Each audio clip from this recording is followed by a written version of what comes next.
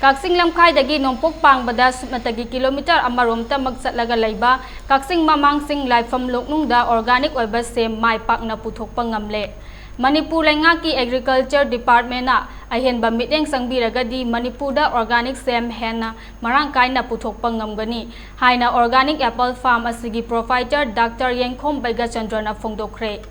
Ngasi ayuk lamdam sigi social and culture activist Rakesh Naurem na kakchingda organic apple farm asidagi sem kg tara rom laiduna apple farm asibu pukning thawatpagi khongchat amada farm asigi provider Dr. Baigachandra na phongdorkhibani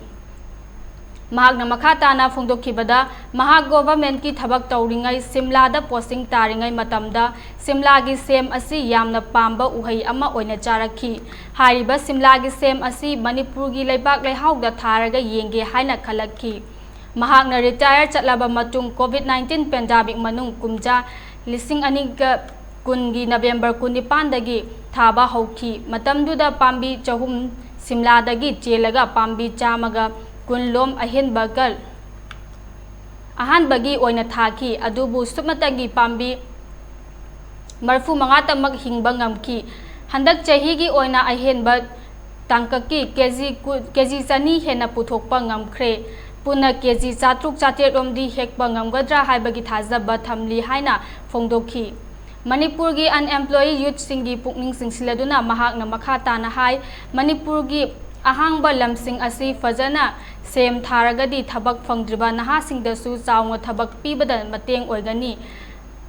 oiragani thajai lamdam sigi leipak leihau asigi sem thabasiga yamna chanaba haibadu oire sem gi pothok asi marang kaina puthoktuna lamdam sigi semitlon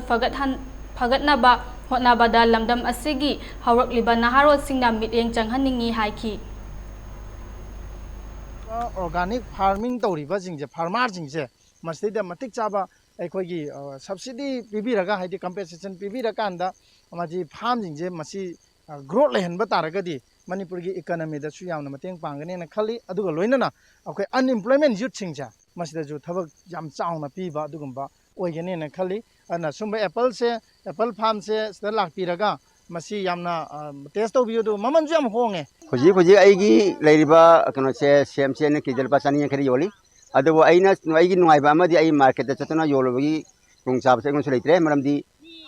Joluna bagi tanjadu phangdre maramda aigi apple farm se laaga mayamna lobiraba amjimdagi lawraba adu ngatu oibnina hoji phawagi onadi semsi yonbagi awaba du moteng tenadri masi aigi wakhanda lamsi khar leirabadi akhoi soidanamak phogoleba naron thak phangdaba nahasingna plan torga tobada semsi soidanamak mai pan thaba yagani absi ai son thajbadi idi handakti chahi ani ahum harakpase yam phajana palakpadagidi admana tawda mai pakpa haido oide